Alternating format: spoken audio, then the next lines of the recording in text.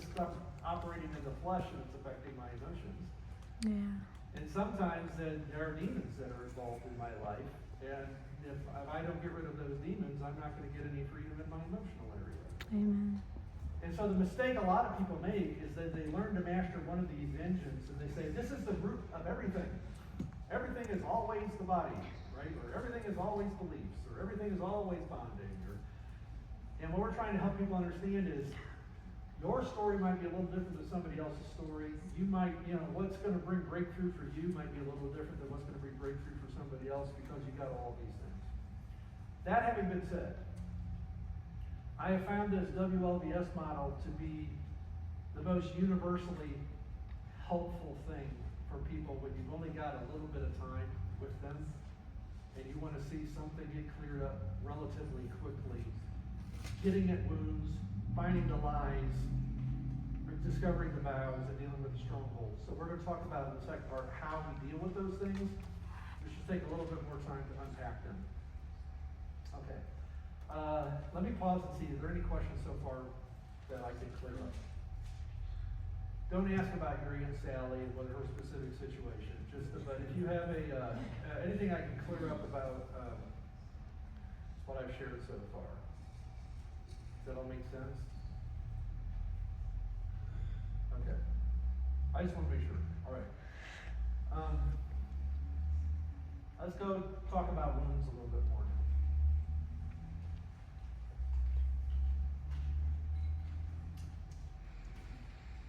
In my book, I talk about 3 categories of wounds. We call it A trauma, B trauma, and C trauma.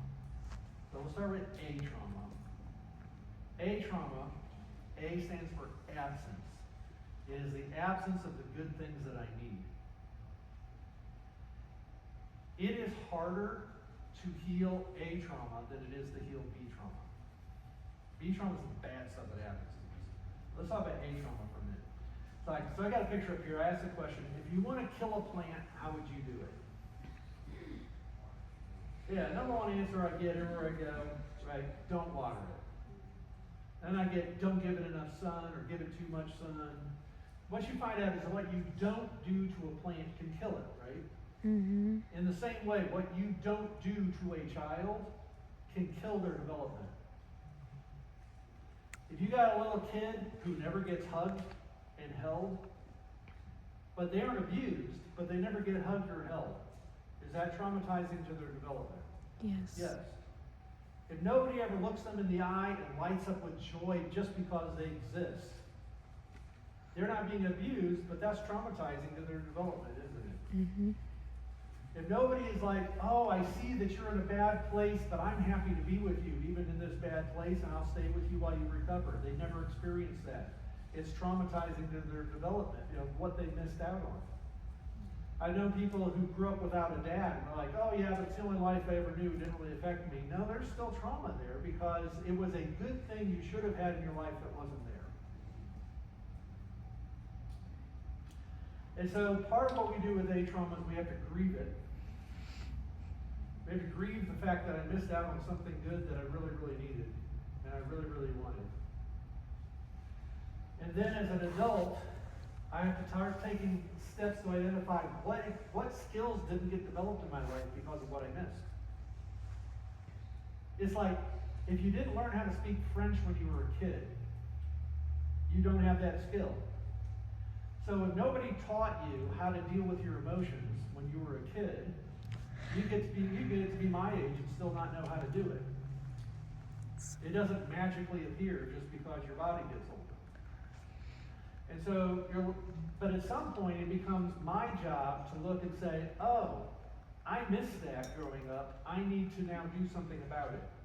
So like at my age, I could learn French. I will have an accent, right? It's not going to come out like it would if I learned it when I was a kid, but I can do it. And it's the same thing now. It's like maybe I don't know how to live with joy. Maybe I don't know how to find joy in my life. It wasn't a skill I grew up understanding or knowing how to deal with it. It's never too late to learn. Amen. Let's start learning the skills of how do I build more joy into my life. And so that's partly what we're going to talk about in the second half when we get to the tools of what do we do to repair these things. But A trauma is something that we don't often think about or talk about, because usually when somebody says, oh, that's traumatic, what they mean is B trauma. So let's go to B trauma. All right, B trauma is the bad that happens. So this one is the plant on fire, right? That would be B trauma. It's like I was at a I was at a church camp one time, and I asked this question: if you wanted to kill a plant, how would you do it? And a 7-year-old boy in the front row said, I'd cut it down and set it on fire. I'm like, okay, that's B trauma. You would do something bad to that plant. Now what I found is that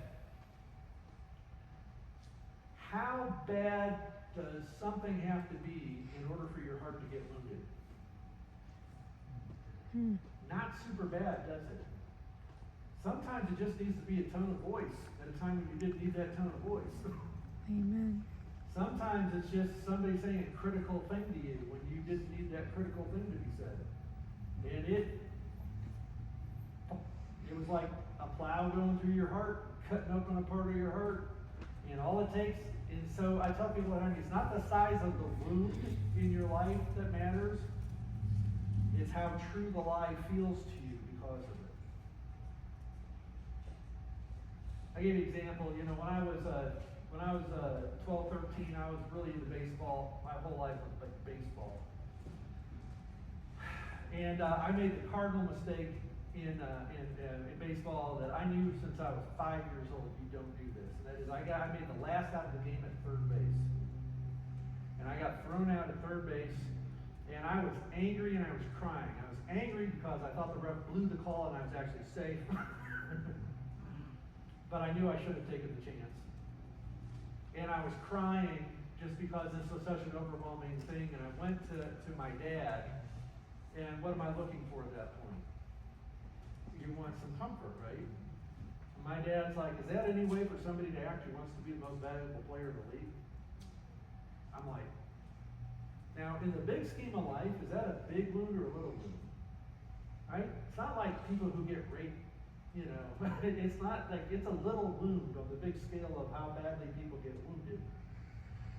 But all it took was that for something to open up and the devil to get a lie inside, right?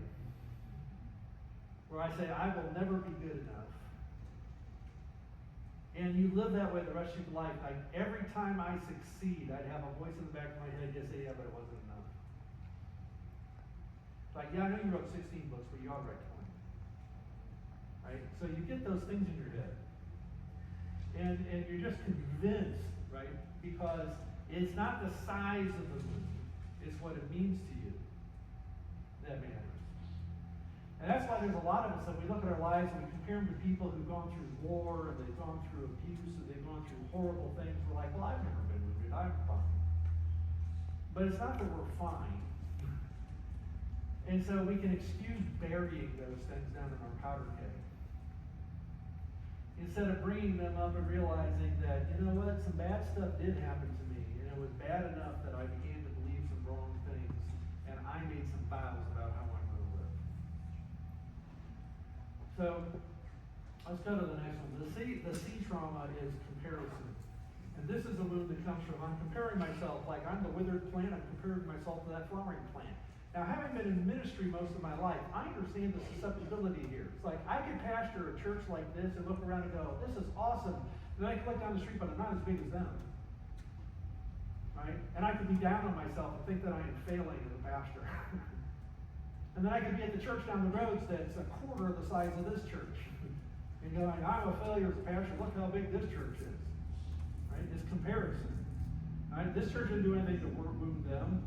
They didn't do anything to wound me, but I'm getting wounded by my comparing with other people.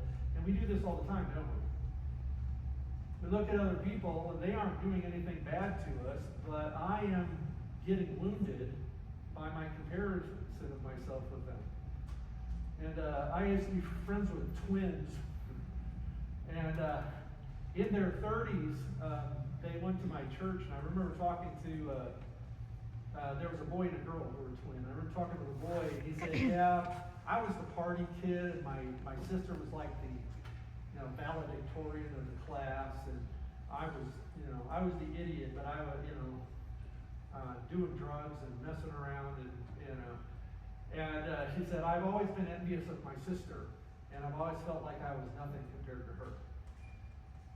So he went back and told that night, after talking to me about it, he went back and told his sister this, and she goes, you gotta be kidding, my whole life I was jealous of you.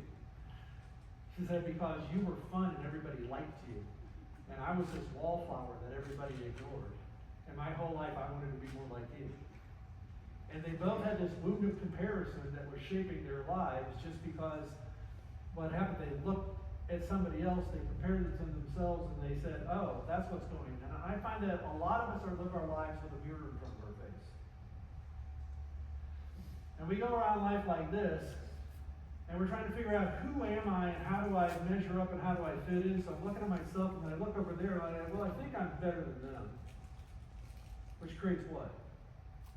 Yeah, pride and conceit. And I look in the mirror and I look over there and I'm like, I don't think I'm as good as them. Which creates what? Inferiority. It's like one of my favorite t-shirts says, I have an inferiority complex. On the back says, but it's not a very good one. When I compare myself to people, my only two options are pride and inferiority. It's the only two options I have when I compare myself to other people. And so what happens is life teaches us from early on that the world is a pecking order. And you're either on top or you're on the bottom or you're muddling around somewhere in the middle. And most of us have a pretty good idea of where we are in the pecking order. Are we on top? Are we muddling around in the middle? Or are we at the bottom? And how do we assign ourselves that place? It is through the comparison with others. In the wound of comparison, the devil uses that to plant lies in your heart about who you are and what it means to be you.